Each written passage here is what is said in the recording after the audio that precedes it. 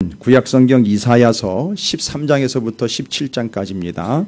하나님이 왜 굳이 이방 민족들을 언급하시면서 그들에 대한 경고를 말씀을 통해 전하고 계시는지, 시작부터 13장 1절 같은 경우는 아모스의 아들 이사야가 바벨론에 대하여 받은 경고라 이렇게 해서 계속 나가면서 그 경고다라는 말을 하십니다.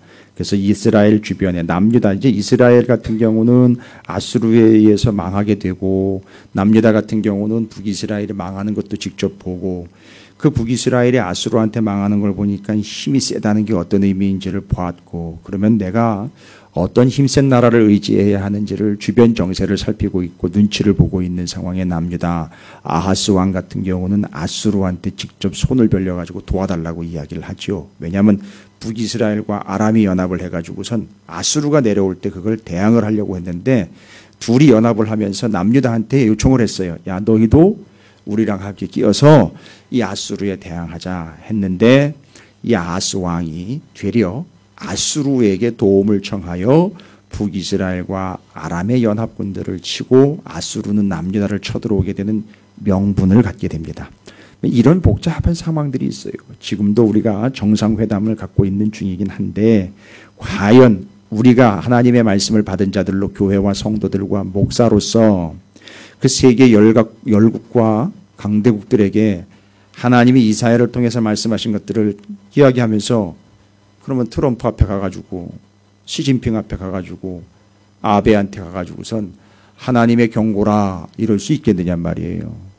웬 미친놈이야 이러면 끝나간 거지만 정말 그럴 수 있느냐 이거예요. 그들에게 그런 메시지를 하나님의 경고라라고 이야기할 수 있냐 이거죠. 지금 바벨론, 아수르 그 당시에 최강대국들입니다. 그들에게 하나님의 경고라라고 이사야가요. 그 신분이 뭡니까? 아모스의 아들 이사야라고 나와 있습니다. 그가 그렇게 나가가지고선 전할 수 있겠느냐 말입니다. 글쎄요, 그건 우리가 어떻게 할지 잘 모르겠어요. 그런데 어찌되었든 하나님이 그들에게 경고를 날리십니다.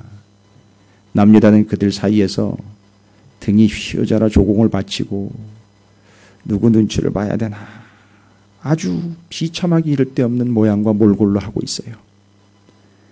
대체 누구한테 가가지고 이야기를 하고 누구에게 얘기를 들어야 되고 누구의 조언을 들어야 되나. 제발 이게 언제까지 이런 일이 이야기해야 될지.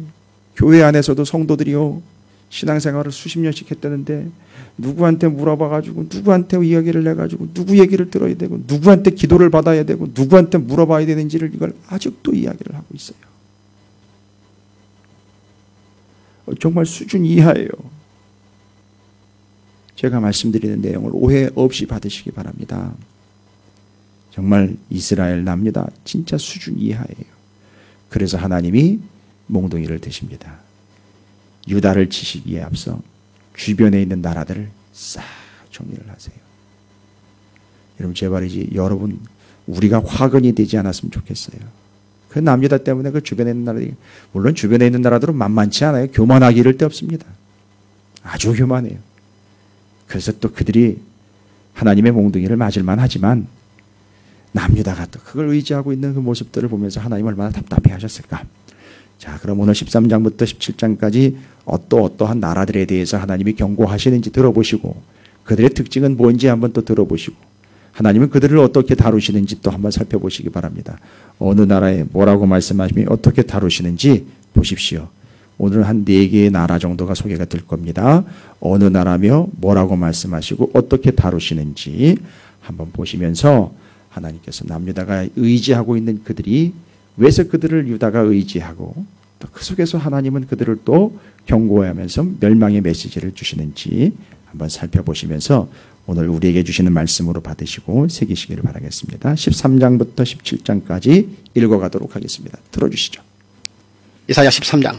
아모스의 아들 이사야가 바벨론에 대하여 받은 경고라. 너희는 민둥산 위에 기치를 세우고 소리를 높여 그들을 부르며 손을 흔들어 그들을 존귀한 자의 문에 들어가게 하라. 내가 거룩하게 고별한 자들에게 명령하고 나의 위엄을 기뻐하는 용사들을 불러 나의 노여움을 전하게 하였느니라. 산에서 무리의 소리가 나며 많은 백성의 소리 같으니 곧 열국 민족이 함께 모여 떠드는 소리라. 만군의 여호와께서 싸움을 위하여 군대를 건멸하심이로다.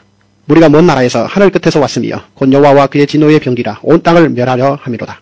너희는 애곡할지어다. 여호와의 날이 가까웠으니 전능자에게서 멸망이 임할 것이미로다. 그러므로 모든 손의 힘이 풀리고 각 사람의 마음이 녹을 것이라. 그들이 놀라며 괴로움과 슬픔에 사로잡혀 해산이 임박한 여자같이 고통하며 서로 보고 놀라며 얼굴이 불꽃 같으리로다. 보라, 여호와의 날 곧 잔혹히 분냄과 맹렬히 노하는 날이 이르러 땅을 황폐하게 하며 그 중에서 죄인들을 멸하리니 하늘의 별들과 별무리가 그 빛을 내지 아니하며 해가 돋아도 어두우며 달이 그 빛을 비추지 아니할 것이로다. 내가 세상의 악과 악인의 죄를 벌하며 교만한 자의 오만을 끊으며 강포한 자의 거만을 낮출 것이며 내가 사람을 순금보다 희소하게 하며 인생을 오빌의 금보다 희귀하게 하리로다. 그러므로 나 만군의 여호와가 분하여 맹렬히 노하는 날에 하늘을 진동시키며 땅을 흔들어 그 자리에서 떠나게 하리니 그들이 쫓긴 노루나 모으는 자 없는 양같이 각기 자기 동족에게로 돌아가며 각기 본향으로 도망할 것이나 만나는 자마다 창에 찔리겠고 잡히는 자마다 칼에 엎드려지겠고 그들의 어린 아이들은 그들의 목전에서 매어침을 당하겠고 그들의 집은 노략을 당하겠고 그들의 아내는 욕을 당하리라. 오라, 은을 돌아보려 아니하며 금을 기뻐하지 아니하는 메대 사람을 내가 충동하여 그들을 치게 하리니 메대 사람이 활로 청년을 쏘아 죽이며 태의 열매를 긍휼히 여기지 아니하며 아이를 애석하게 보지 아니하리라. 열국의 영광이요 갈대아 사람의 자랑하는 놀이개가 된 바벨론이 하나님께 멸망당한 소돔과 고모라 같이 되리니 그곳에 거주할 자가 없겠고 거처할 사람이 대대에 없을 것이며 아라비아 사람도 거기에 장막을 치지 아니하며 목자들도 그곳에 그들의 양떼를 쉬게 하지 아니할 것이요 오직 들짐승들이 거기에 엎드리고 부르짖는 짐승이 그들의 가옥에 가득하며 타조가 거기에 깃들이며 들량이 거기에서 뛸 것이요 그의 궁성에는 승냥이가 부르짖을 것이요 화려하던 궁전에는 들깨가 올 것이라. 그의 때가 가까우며 그의 날이 오래지 아니하리라. 이사야 14장. 여호와께서 야곱을 긍휼히 여기시며 이스라엘을 다시 택하여 그들의 땅에 두시리니 나그네 된 자가 야곱 족속과 연합하여 그들에게 예속될 것이며 민족들이 그들을 데리고 그들의 본토에 돌아오리니 이스라엘 족속이 여호와의 땅에서 그들을 얻어 노비로 삼겠고 전에 자기를 사로잡던 자들을 사로잡고 자기를 압제하던 자들을 주관하리라. 여호와께서 너를 슬픔과 곤고와 및 내가 수고하는 고역에서 놓으시고 안식을 주시는 날에 너는 바벨론 왕에 대하여 이 노래를 지어 이르기를 압제하던 자가 어찌 그리 그쳤으며 강포한 성이 어찌 그리 패하였는고 여호와께서 악인의 몽둥이와 통치자의 규를 꺾으셨도다. 그들이 분내어 여러 민족을 치되 치기를 맞이 아니하였고 노하여 열방을 억압하여도 그 억압을 막을 자 없었더니 이제는 온 땅이 조용하고 평온하니 무리가 소리 높여 노래하는도다. 향나무와 레바논의 백향목도 너로 말미암아 기뻐하여 이르기를 내가 넘어져 있은즉 올라와서 우리를 베어버릴 자 없다 하는도다. 아래의 스월이 너로 말미암아 소동하여 내가 오는 것을 영접하되 그것이 세상의 모든 영웅을 너로 말미암아 움직이게 하며 열방의 모든 왕을 그들의 왕자에서 일어서게 하므로 그들은 다 내게 말하여 이르기를 너도 우리같이 연약하게 되었느냐 너도 우리같이 되었느냐 하리로다. 내 영화가 스월에 떨어졌으며 내 비파 소리까지로다. 구더기가 내 아래에 깔리며 지렁이가 너를 덮었도다. 너 아침의 아들 계명성이여 어찌 그리 하늘에서 떨어졌으며 너 열국을 엎은 자여 어찌 그리 땅에 찍혔는고 내가 내 마음에 이르기를 내가 하늘에 올라 하나님의 뭇별 위에 내 자리를 높이리라. 내가 북극 지표의 산 위에 앉으리라. 가장 높은 구름에 올라가 지극히 높은 이와 같아지리라 하는도다. 그러나 이제 내가 스월 곧 구덩이 맨 밑에 떨어짐을 당하리로다. 너를 보는 이가 주목하여 너를 자세히 살펴보며 말하기를 이 사람이 땅을 진동시키며 열국을 놀라게 하며 세계를 황무하게 하며 성읍을 파괴하며 그에게 사로잡힌 자들을 집으로 놓아 보내지 아니하던 자가 아니냐 하리로다. 열방의 모든 왕들은 모두 각각 자기 집에서 영광 중에 자금만은 오직 너는 자기 무덤에서 내쫓겼으니 가증한 나무 가지 같고 칼에 찔려 돌구덩이에 떨어진 죽음들에 둘려 쌓였으니 밟힌 시체와 같도다. 내가 내 땅을 망하게 하였고 내 백성을 죽였으므로 그들과 함께 안장되지 못하나니 악을 행하는 자들의 후손은 영원히 이름이 불려지지 아니하리로다 할지니라. 너희는 그들의 조상들의 죄악으로 말미암아 그의 자손 도륙하기를 준비하여 그들이 일어나 땅을 차지하여 성읍들로 세상을 가득하게 하지 못하게 하라. 만군의 여호와께서 말씀하시되 내가 일어나 그들을 쳐서 이름과 남은 자와 아들과 후손을 바벨론에서 끊으리라. 나 여호와의 말이니라. 내가 또 그것이 고슴도치의 골혈과 물 웅덩이가 되게 하고 또 멸망의 빗자루로 청소하리라. 나 만군의 여호와의 말이니라 하시니라. 만군의 여호와께서 맹세하여 이르시되 내가 생각한 것이 반드시 되며 내가 경영한 것을 반드시 이루리라. 내가 아수르를 나의 땅에서 파하며 나의 산에서 그것을 짓밟으리니 그때 그의 멍에가 이스라엘에게서 떠나고 그의 짐이 그들의 어깨에서 벗어질 것이라. 이것이 온 세계를 향하여 정한 경영이며 이것이 열방을 향하여 편 손이라 하셨나니 만군의 여호와께서 경영하셨은즉 누가 능히 그것을 패하며 그의 손을 펴섰은즉 누가 능히 그것을 돌이키랴. 아스 왕이 죽던 해에 이 경고가 임하니라. 블레셋 온 땅이여 너를 치던 막대기가 부러졌다고 기뻐하지 말라. 뱀의 뿌리에서는 독사가 나겠고 그의 열매는 날아다니는 불뱀이 되리라. 가난한 자의 장자는 먹겠고 궁핍한 자는 평안히 누우려니와 내가 내 뿌리를 기근으로 죽일 것이요 내게 남은 자는 살육을 당하리라. 성문이여 슬피 울지어다. 성읍이여 부르짖을지어다. 너 블레셋이여 다 소멸되리로다. 대저 연기가 북방에서 오는데 그 대열에서 벗어난 자가 없느니라. 그 나라 사신들에게 어떻게 대답하겠느냐. 여호와께서 시온을 세우셨으니 그의 백성의 곤고한 자들이 그 안에서 피난하리라 할 것이니라. 이사야 15장.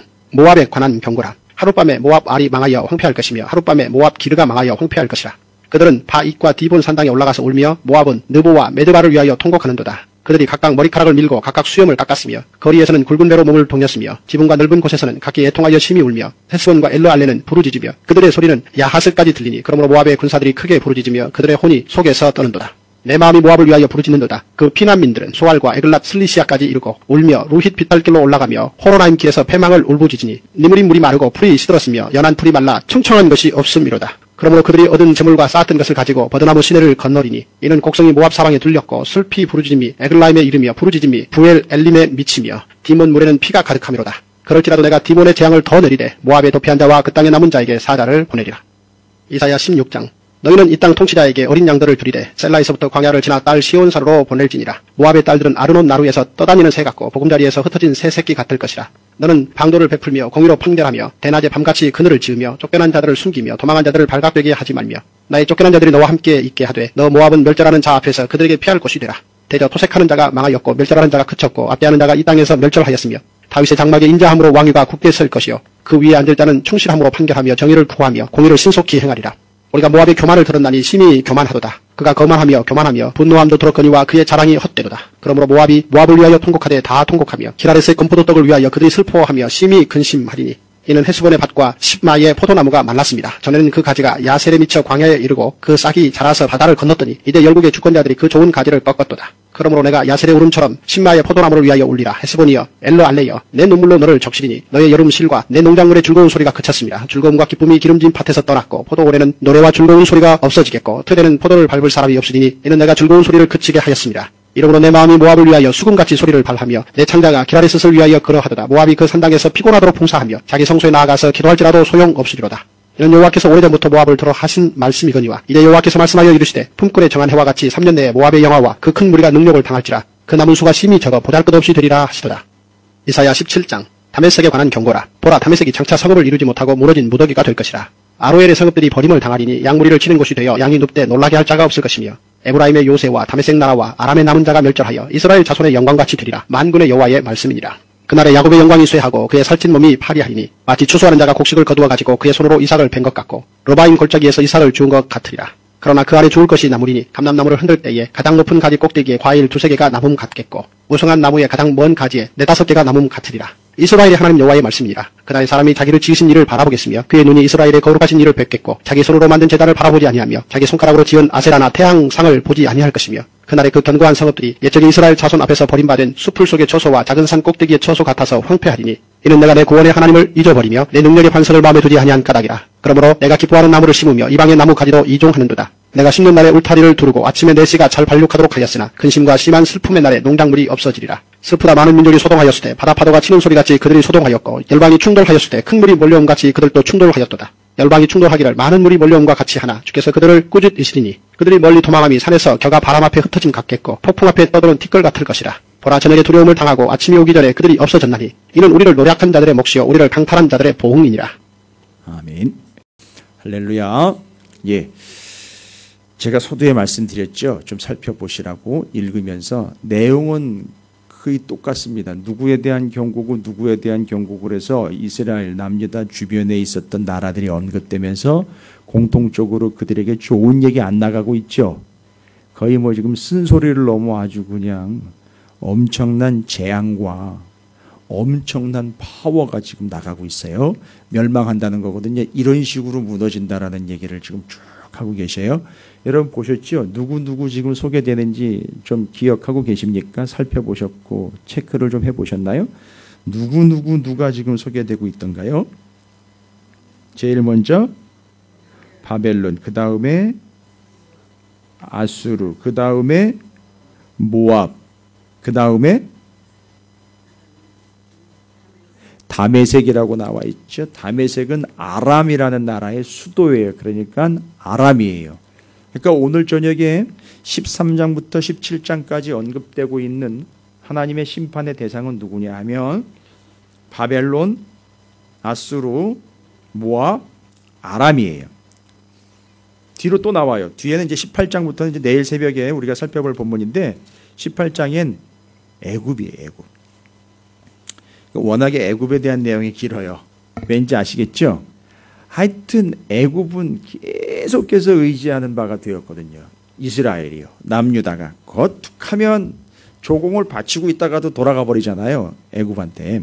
그건 먼저 나중에 얘기할 거고 오늘 이제 네 나라가 소개가 됐죠. 바벨론, 아수르, 모압, 아람이라는 나라가. 이걸 외우실 필요는 없어요. 근데 왜 이런 사람들, 이런 나라들이 소개가 되고 있느냐 하면 이 나라들이 자기가 잘났다라고 뽐을 내는 게 아니라 그럴 법도 하긴 한데요. 또 그러기도 했어요. 그런데 문제는 뭐냐면 남유다와의 관계 때문에 그래요. 이들이 남유다한테 사귀자고 덤빈 게 아니에요.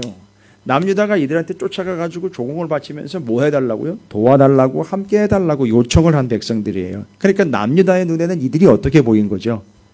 세 보인 겁니다. 또 어떻게 보입니까? 잘 사는 것처럼 보이는 거죠. 좋아 보이는 거예요. 심지어는 그 나라가 섬기는 우상까지도 카피를 해왔어요. 아시죠? 아하스 왕. 누군지 아시잖아요. 아수르에 가가지고 제단을 카피를 해가지고 그걸 하나님의 제단이 없습니까? 하나님의 성전이 없어요. 하나님의 성막이 없어요. 하나님의 제단이 없습니까? 하나님께 드릴 제물이 없습니까? 그걸 가서 카피를 해가지고 가가지고선 그걸 교회에다가 펼쳐놨어요. 죄송합니다. 교회가 아니죠. 그때는 나라에다가 펼쳐놨어요. 그 교회들 오늘날 보면은요, 교회도요, 어디 가가지고 뭘 보고 왔는지 교회에다 갖다가 이상한 걸 펼쳐놓는 사람들이 있어요. 말씀 외에 다른 걸 갖다 보고 와가지고 뭔 프로그램을 보고 왔는지, 어디서 뭔 소리를 듣고 왔는지 와가지고 교회 안에다가 이런 게 있대, 저런 게 있대, 이러면서 교회에다가 풀어놔요. 그건, 맞습니다. 신앙적인 것 외에 다른 것들도 마찬가지예요. 절대 교회 안으로는 다른 걸 가지고 들어오시면 안 됩니다. 이미 성별된 공간이기 때문에 책임지셔야 돼요. 그렇게 하시는 분들은요. 그건 본인이 직접 책임지셔야 되는 거예요. 어찌 되었든 바벨론, 아수르, 모압, 아람 다 남유다가 너무너무 의지하는 존재들이에요. 그건 하나님이 더 잘하셔요. 그러니까 어떤 겁니까? 하나님보다도 위기와 절대절명의 순간엔 이들을 찾아 나서는 게 유다, 북이스라엘, 남유다 이들의 행태였다는 거죠. 그래서 하나님은 그들에게 멸망의 메시지를 선포합니다. 그런데 지금 현재는요, 아수르가 지배하고 있는 상황이거든요. 아수르가 아주 왕성하게 쳐고 내려오는 상황입니다. 그래서 북이스라엘이 위기 때문에 아람과 연합을 해가지고선 남유다한테도 야 같이 연합해 우리 싸우자 이랬는데 지금 아수르가 강성해가지고선 막 치고 내려올 때인데 아니 근데 먼저 심판의 메시지를 받는 사람은 바벨론이에요. 바벨론은 아직 역사의 전면에 딱 등장을 해서 강력한 나라로 대두가 되고 있는 상황은 아닌데 바벨론이 먼저 언급이 됐어요. 이건 의도하신 바예요. 뭐냐면 바벨론이 이제 치고 온다는 거예요. 바벨론이 이제 더 강력한 세력으로 나온다는 거예요. 그럼 보나마나 뻔하다. 니들 바벨론 또 그 힘에 밀려가지고 또 거기에 벌벌 떨 것 분명하다. 이걸 얘기를 하는 거예요. 그러니까 지금 아수르가 강성하고 있고 아수르가 주된 세력임에도 불구하고 다음에 바벨론이 등장해가지고 바벨론이 아수르를 치고 있거든요. 그런데 그 바벨론을 먼저 언급합니다. 순서상으로 언급하는 게 아니라 바벨론이라는 강력한 나라가 또 등장을 해가지고 이스라엘 남유다 또 거기에 절절매는 신세가 될 거라는 걸 이야기를 해주고 있어요. 이걸 내다보면서 계속 얘기를 하시는 거예요. 더 센 게 나오면 그걸 또 의지하고 더 강력한 게 나오면 그걸 또 바라보면서 하나님이 아닌 다른 것에 눈을 돌리고 있는 바로 이 상황들이에요. 여러분 자꾸 남 얘기라고 생각하지 말고 지금 우리의 현실에서 지금 자꾸 내가 딴 데 눈 돌리고 있는 거 자꾸 지적하시는 거예요. 아닌 것처럼 시침이 떼지 마시고 제발이지 하나님 말고 다른 거 지금 다 의지하려고 하고 있는 거 빨리 눈을 돌리셔야 돼요. 하나님이 그거 지금 계속 얘기하시는 거예요. 바벨론한테 눈 돌리고 바벨론 때문에 치이고 바벨론을 의식하면서 바벨론이 쳐들어오면 어떻게 하나 바벨론이 내려오면 어떻게 하나 이런 거 걱정해가지고선 어떻게 얼마나 조공을 갖다 바쳐야 되나 뭐 이런 것들 자꾸 생각하는 거예요. 유다가 하는 짓이거든요. 그래서 거기에 대고 심판의 메시지를 전하는 거예요. 와, 뭐 심판의 메시지 한번 들어보십시오. 13장 14장으로 넘어가면서 여러분 들어보셔서 아시겠지만 아주 강력한 메시지들이 선포가 되잖아요. 하나님은 어떻게 심판하시겠다, 어떻게 멸망하겠다, 어떻게 그냥 다 하라 엎겠다, 어떻게 다 소멸시키겠다 싹 정리하잖아요. 그런 내용까지 제가 다 이야기할 필요는 없어요. 내용이 다 대동소이예요. 그 다음에 등장하는 나라는요, 아수르의 아수르는 14장 24절 이후로부터 보시면 아수르가 또 잠깐 언급이 됩니다. 만군의 여호와 14장 24절입니다. 만군의 여호와께서 맹세하여 이르시기를 내가 생각한 것이 반드시 되며 내가 경영한 것을 반드시 이루리라. 내가 누구를요? 아수르를 나의 땅에서 파하며 나의 산에서 그것을 짓밟으니 둘을 지금 연타로 지금 등장시켜요. 바벨론, 아수르 둘 다 제국입니다. 어마어마한 제국이 강력한 제국입니다. 그 당시 누구도 손 못 대고 누구도 범접할 수 없는 강력한 제국 바벨론과 아수르를 하나님 뭐 하신답니까? 파하신다는 거예요. 멸하신다는 겁니다. 거두어 낸다는 겁니다. 여기는 뭐라고요? 아예 짓밟는다라고까지 얘기를 하십니다. 그래서 이스라엘에게서 떠나고 그의 짐이 그들의 어깨에서 벗겨질 것이라. 이것이 온 세계를 향하여 정한 경영이며 이것이 열방을 향하여 편손이라 하셨나니 만군의 여호와께서 경영하셨은즉 누가 능히 그것을 패하며 그의 손을 펴셨은즉 누가 능히 그것을 돌이키랴. 그리고는 아하스 왕이 죽던 해에 경고가 임하니라. 블레셋 온 땅이여 너를 치던 막대기가 부러졌다고 기뻐하지 말라. 뱀의 뿌리에서는 독사가 나겠고 그의 열매는 날아다니는 불뱀이 되리라. 이게 좀 블레셋도 잠깐 언급이 되네요. 중간에. 블레셋은 이스라엘의 좌측 해안가로 있었던 5개의 도시가 한 나라를 이룬 도시국가였거든요. 가드, 또 아기스, 여러분 그 아스글론, 그 다음에 여러분이 알고 계시는 골리앗, 그들이 다 블레셋의 출신들이거든요. 근데 툭하면 블레셋이 이스라엘을 쳐들어와 가지고서 못살게 굴고, 그래서 이 블레셋이 붙여진 별명이 있죠. 왕고춧가루예요. 이게 이스라엘의 너무 큰 걸림돌이었습니다. 그래서 그 블레셋이 툭하면 쳐들어오고 강력한 나라의 역할들을 감당을 했다는 얘기죠. 그런데 그게 무섭고 두려움의 떨림의 대상으로가 아니라 이게 부러움의 대상으로 또 의식의 대상이 되어버린다는 거죠. 거기다가 이제 15장으로 넘어가면 누구에 대한 경고라? 모압에 관한 경고라라고 나와 있습니다. 15장에 또 모압에 관한 경고인데 모압에 관한 경고는요 더 강력합니다. 하나님 모압에 대해서 뭐라고 강력하게 경고하시냐면 15장 1절 모압에 관한 경고라 뭐예요? 하룻밤에 모압 알이 망하며 황폐할 것이며 하룻밤에 모압 기르가 망하여 황폐할 것이라. 지금 모압에 대한 이야기를 하고 있어요. 그 모압은 어떻게 망한다는 겁니까? 하룻밤에 이거를요 그냥 쉽게 얘기하면 한 방에 훅 간다 이런 얘기예요. 그래서 하나님은 어떻게 한다는 거죠? 모압 한 방에 보낸다는 거예요. 여러분 모압이라는 나라는 아시잖아요. 그 근원이 누구인지. 롯으로 올라가죠. 롯의 큰딸로부터 나온 민족이에요. 그리고 롯의 작은 딸로부터 나온 게 암몬이 족속입니다. 모압하면 여러분이 잘 알고 있는 룻이 모압 출신이잖아요.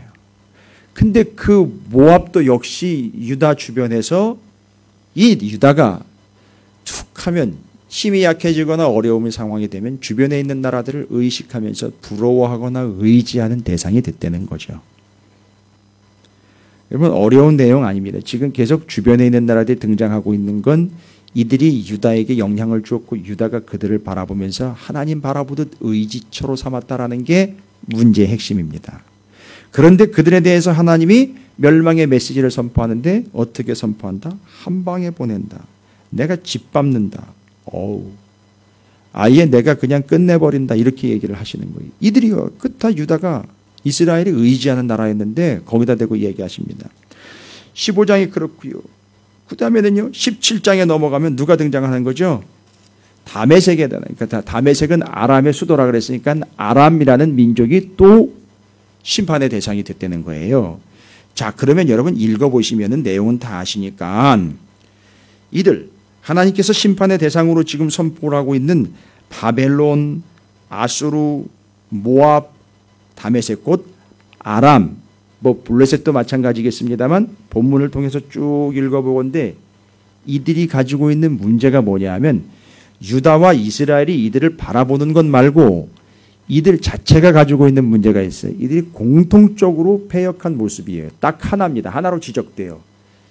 이 하나님께서 심판의 대상으로 삼고 있는 바벨론, 아수르, 모압, 아람, 블레셋 이 주변에 있는 나라들의 공통적인 특징이 있어요. 아주 하나님이 너무너무 싫어하시는 거예요. 이들 특징이 뭐냐? 멸망의 이유가 되기도 하고 패역의 근거입니다. 하나님이 너무너무 싫어하시는 이유이기도 합니다. 하나님은 오히려 이들을 들어가지고선 가끔 이스라엘 치시고 남유다를 치시는 몽둥이와 작대기로 삼으셨거든요. 이 주변에 있는 바벨론이나 아수르 아시죠? 애굽 같은 경우도 마찬가지입니다. 하나님께서 이들을 손에 붙잡고 이스라엘을 때리는 회초리를 쓰셨고 남유다를 치는 몽둥이를 쓰셨어요. 그런데 이들의 특징이 뭐냐 하면 이들이 하나님 앞에 교만했다는 거예요. 어떻게 교만했다는 얘기죠? 마치 자기들이 힘을 길러서 자기들 스스로가 강성하게 되고 융성하게 된 것처럼 착각을 하면서 그 손에 붙잡힌 바가 된 몽둥이 주제에 그 손을 벗어나려고 했고 그 손을 인정하지 않았다는 거예요. 그래서 자꾸 하나님의 편손, 편팔 얘기가 자꾸 나오는 거예요. 이들의 특징은 뭐냐 하면 너무너무 교만하여 그 손을 붙잡고 그 손으로 붙잡고 있는 하나님을 외면하거나 하나님을 무시하거나 하나님을 의식하지 않았다는 거예요. 잘 보십시오.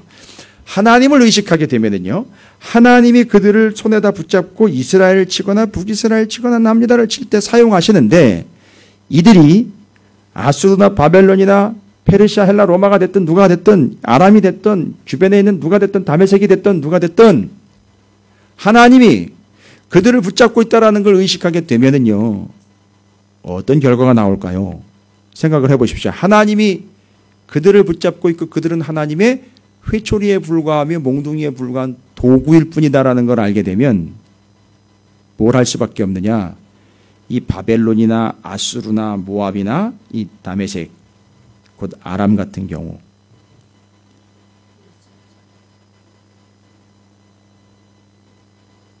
문제는 이들이 이스라엘과의 관계이거든요.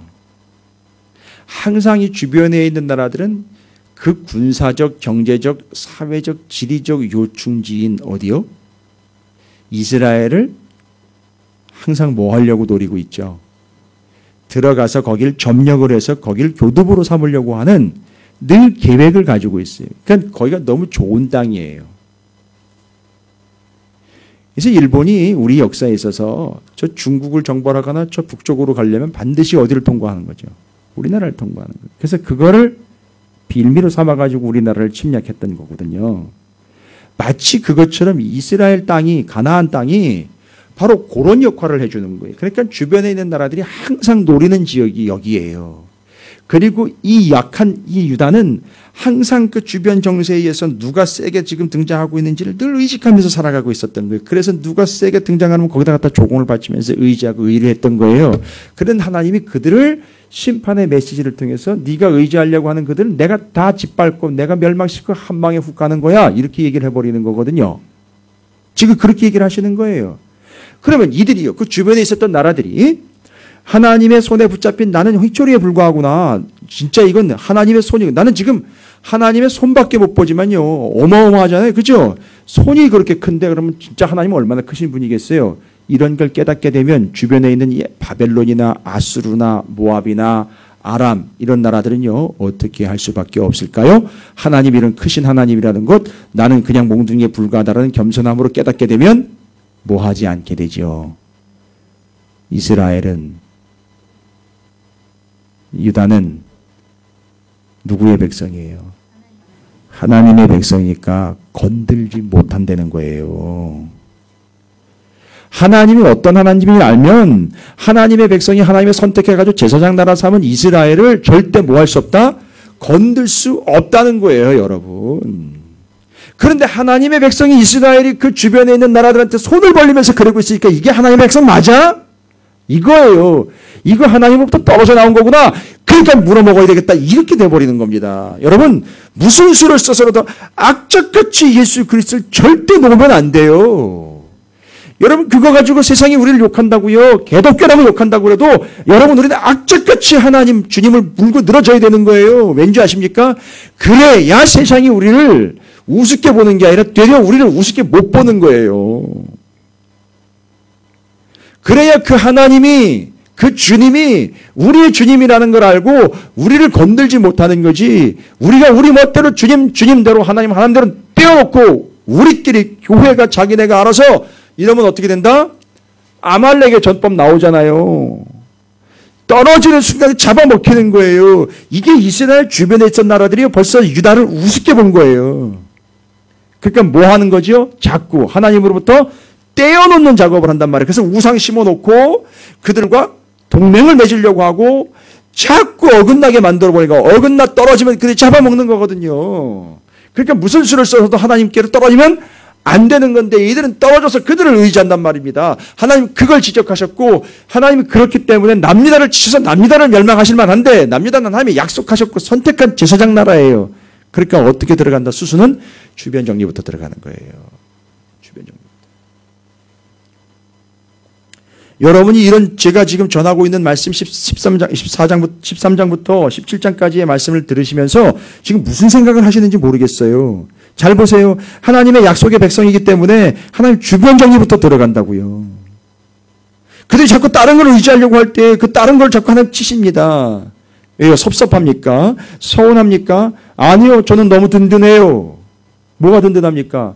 맞아요. 내가 하나님만 의지하고 세상이 나를 아무리 잡아먹어 못 잡아먹어 안달이 났어도 걱정 없는 거죠. 주변 정리 누가 다 하시는 거예요. 병풍 정리 병풍 다 하나님이 접어버리시는 거예요. 끝나는 겁니다. 할렐루야. 그럼 우리가 해야 될 것은 그 하나님만 붙잡고 물고 늘어지면 끝나는 거예요. 우리는 그거예요. 우리의 본분은 그겁니다. 유다의 본분은 그거였는데 그걸 안 한 거지요. 그러다 보니까 주변 나라들은 착각을 합니다. 자기네가 마치 대단한 힘과 파워를 가지고 있는 것처럼 하나님의 손에 붙잡힌 몽둥이에도 불구하고 하나님을 인정하지 않는 거지요. 그래서 그들은 더군다나 멸망받아 마땅하다는 거지요.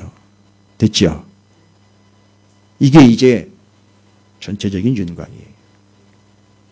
그래서 하나님 주변 정리, 그 주변에 있는 나라들, 이스라엘이 남유다가 자꾸 의지하려고 하는 그들을 주변 정리해서 그들 심판의 대상이니까 심판의 대상을 의지하면 뭐가 되는 거죠? 이런 심판의 대상을 의지해버리면 뭐가 되는 거죠? 뭐 붙잡는 거죠? 우리나라 얘기처럼? 예?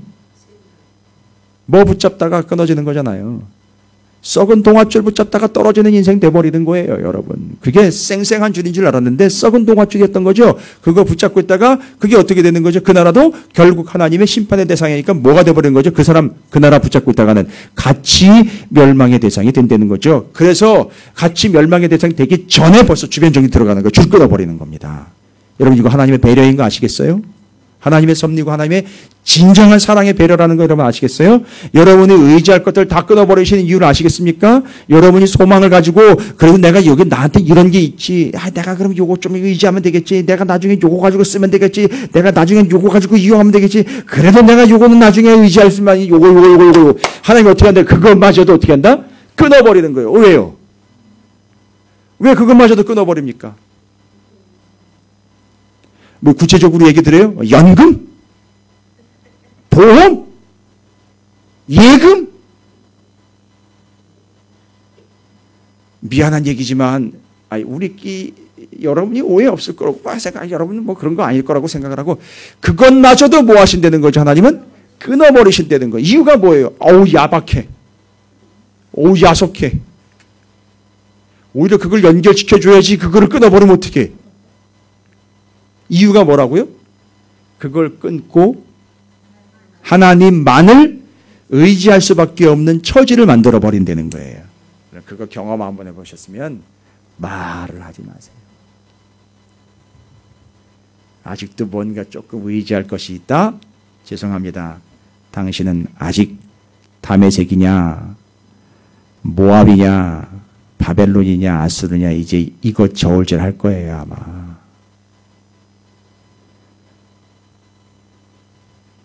더 미안한 얘기지만 진실이니까 들으십시오. 하나님은 그것마저도 끊어버리신다는 거예요. 이유는 그거 끊고 하나님을 의지하게 한다는 얘기입니다. 할렐루야. 지금 배경 설명 다 드렸어요. 이스라엘 주변에 있는 나라들을 왜 하나님이 그렇게 멸망의 대상, 심판의 대상으로 삼았고 그 사람들도 역시 만만치 않은 사람들이에요. 그렇죠. 상당히 교만한 사람들이었다라는 거죠. 그래서 하나님의 심판의 대상이 되었어요. 자, 그러면 13장부터 17장까지 주변 나라들을 하나님께서 다스리시고 심판의 대상으로 삼으시고 유다가 의지하려고 할 때 다 끊어버리시는 것. 여러분 이게 뭐냐? 여러분 핵심이에요. 이제 13장부터 17장까지 핵심은 뭐냐? 멸망시키신다, 뭐 끊어버리신다, 뭐 보호하신다, 뭐 이런 것도 다 해당되겠지만 중요한 것은 지금 남유다 이스라엘 물론이거니와 주변에 있는 모든 나라들이 다 잘 보십시오. 누구 손아귀에 있다는 얘기죠? 하나님 손아귀에 있다는 얘기예요.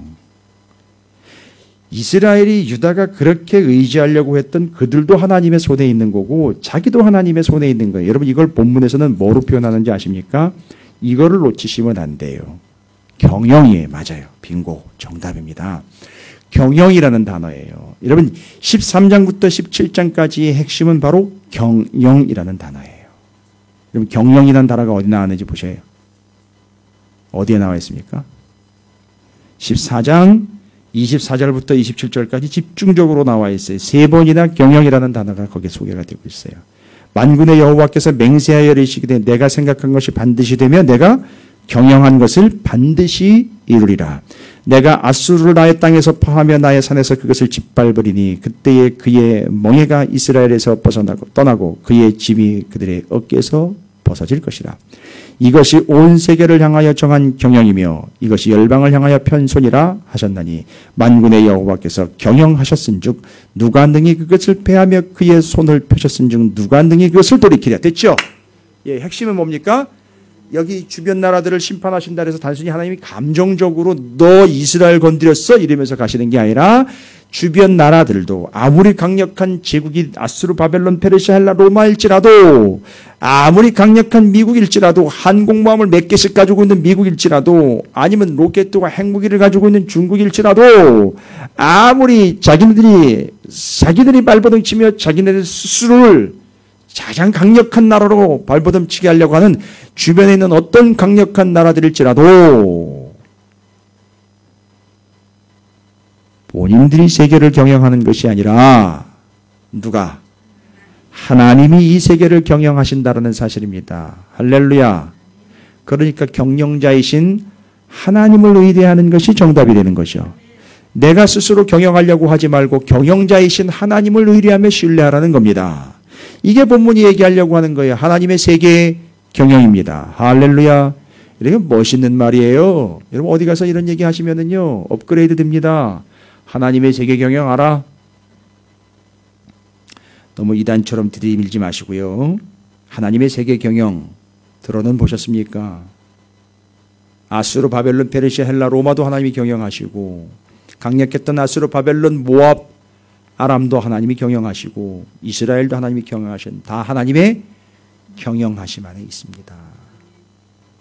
당신이 경영하며 도모하는 것이 아닙니다. 교회는 사람이 경영하는 공동체가 아닙니다. 하나님이 운영하시는 곳입니다. 이게 우리나라 말로 경영 운영이라는 말은 참 기업체나 가게를 자꾸 떠올려서 참 거시기 합니다만 그래서 오늘 여러분이 말이 나온 김에 경영이라는 말을 제대로 좀 인식하시고 점을 찍고 가셔야 될 것 같아요. 오늘의 방점입니다. 경영이라는 말을 똑바로 이해를 하셔야 됩니다. 경영은 히브리어로 운영의 뜻이 아니에요. 원래는 경영이라는 말은 영어로 매니지먼트라는 이야기를 할 수 있으나 그건 경영학적, 경제학적 용어가 아닙니다. 히브리서의 경영이라는 말은 들어보십시오. 히브리서의 경영이라는 말은 야아츠라는 단어입니다. 야아츠. 세 개의 자음과 모음으로 구성이 되어 있는데 경영이라는 단어는 야아츠라는 말인데 이 말이 가지고 있는 뜻이 뭐냐 하면 야아츠라는 말은 의견을 제출한다는 말이에요. 의견을 제출한다. 권고한다. 조언한다. 그래서 조언자, 충고자. 여러분 고문 아시죠? 고문. 이렇게 고문으로 세웠다 이 얘기할 때 고문이에요. 그거 감옥에 갇혀가지고선 당하는 그런 고문 아니고요. 예, 고문.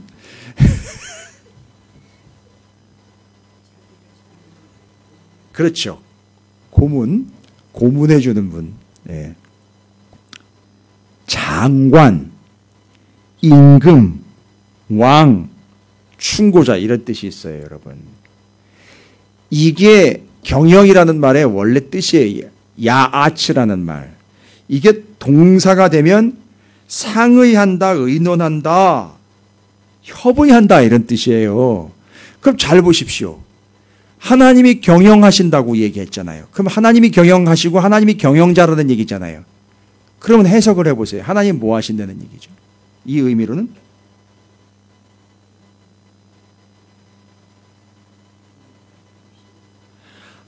하나님이 의견을 제출하시는 거고요. 하나님이 권고해주고 하나님이 조언해주고 하나님이 충고해주시는 하나님이 충고자고 권고하시는 분이고 고문이고 장관이고 임금이고 방배이고 왕이에요. 충고자예요. 그러면 경영하시는 분이 그분이요. 경영한다라는 말은 지금 권고한다, 의견을 낸다, 조언을 한다라는 뜻이니까요. 생각을 해보십시오. 예, 이 경영자는요. 다른 게 없어요. 바로 경영자이신 하나님이 경영하시는 거기 때문에 경영자이신 그분께 뭐 하는 거죠?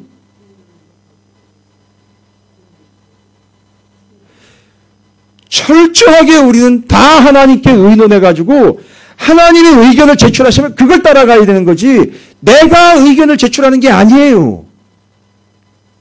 이해가 되십니까? 그러니까 우리는요. 기도를 할 때 하나님한테 권고를 한다니까요. 하나님 내가 이런 일들을 할 테니까 하나님이 이러이러한 방향으로 좀 길을 내줬으면 좋겠습니다. 자기가 경영을 한단 말입니다. 이게 의미를 아시겠죠? 그런데 하나님이 경영을 하신다는 말은 하나님의 의견을 제출하시는 분이고요.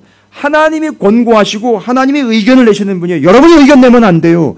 우리가 의견 내면 안 된다고요. 하나님이 내시면 우리는 그걸 따라가는 존재예요. 그리고 궁금하면 우리는 어떻게 해야 돼요?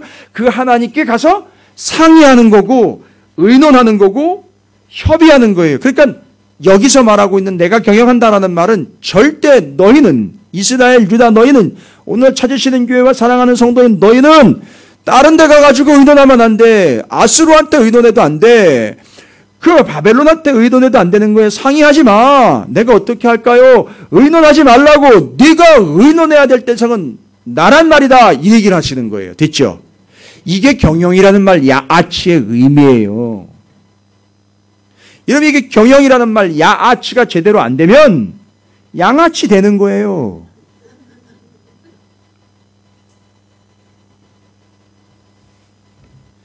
원래 성경에도 언어 유희가 있어요. 기억 잘하라고. 기억 잘하라고 언어 유희를 써요. 그 워드 플레이라고 보는데 그러니까 하나님이 세계를 경영하시는 참된 경영자이시니까 무조건이에요. 어떻게 해야 돼요, 여러분? 무조건 어떻게 해야 되는 거예요, 여러분? 지금 우리가 열왕기 상하하면서 등장하는 선지자들 이야기하면서 열왕기 상하가 지금 가고 있는 메인스트림 흐름이 뭐였죠? 북이스라엘과 남유다로 나눠지면서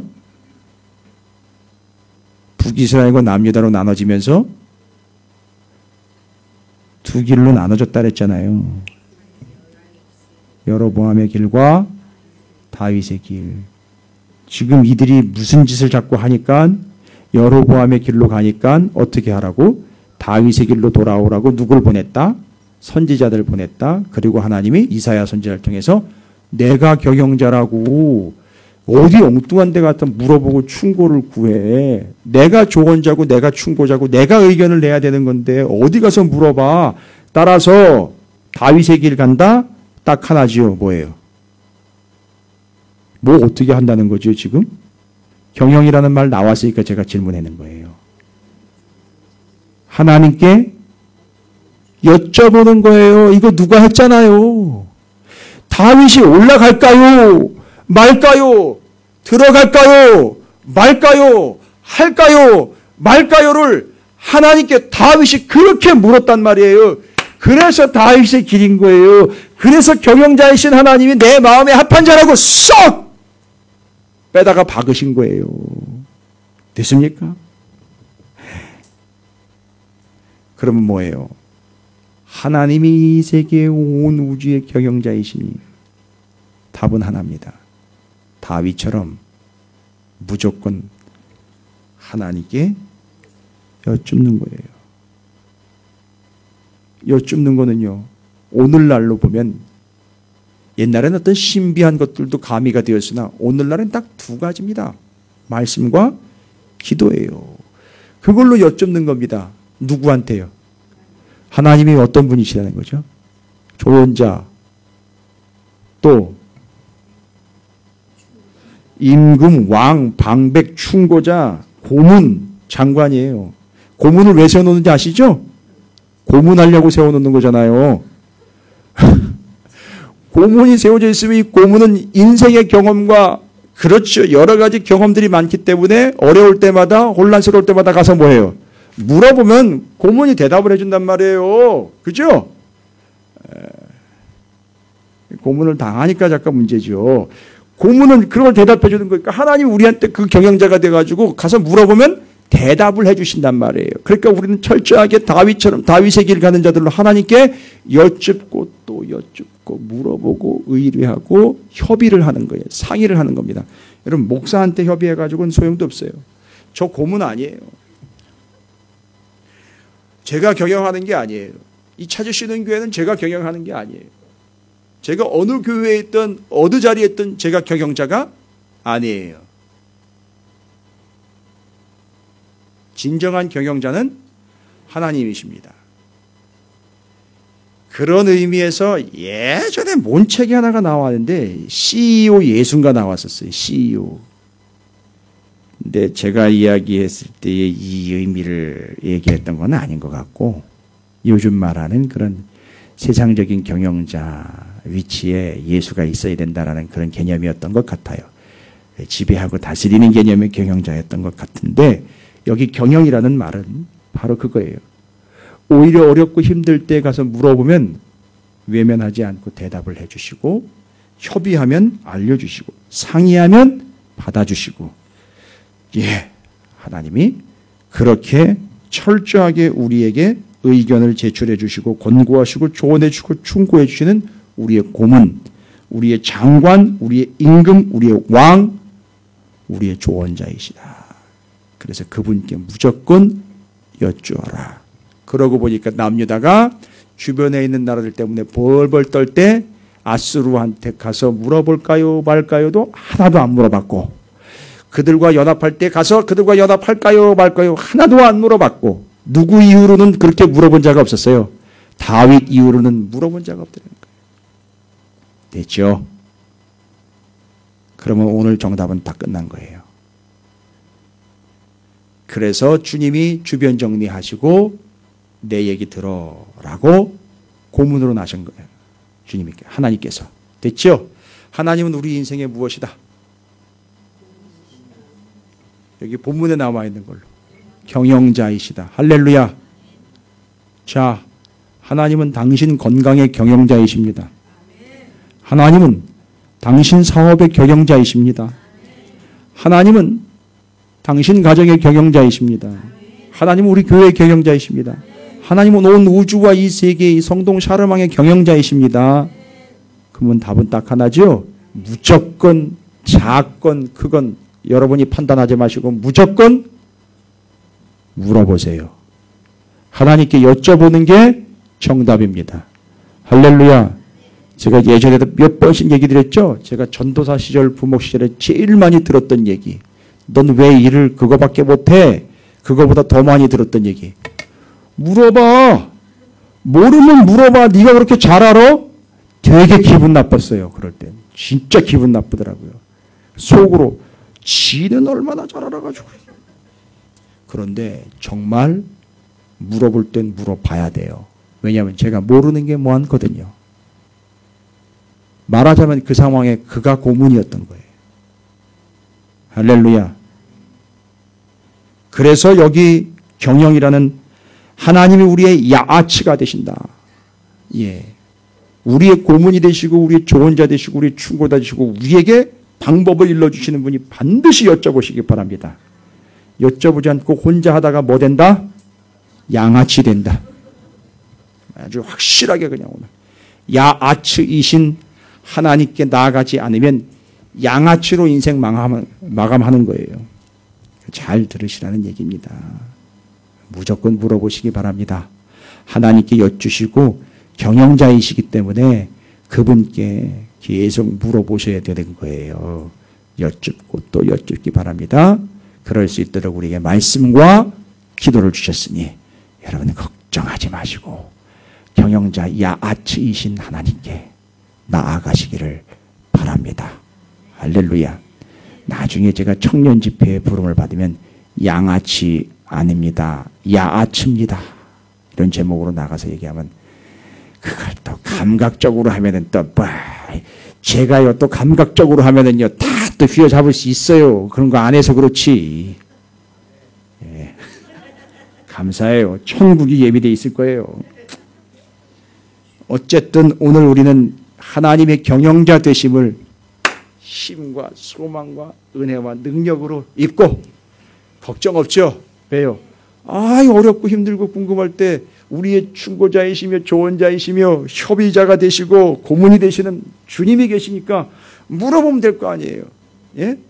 물어봤는데도 대답이 없으시네. 기다려야지요, 그러면. 계속 물어봐야지요. 할렐루야. 예. 주님이 여러분의 경영자이십니다. 야치이십니다. 물으세요. 다윗처럼 여쭈십시오. 끝까지 물고 늘어지십시오.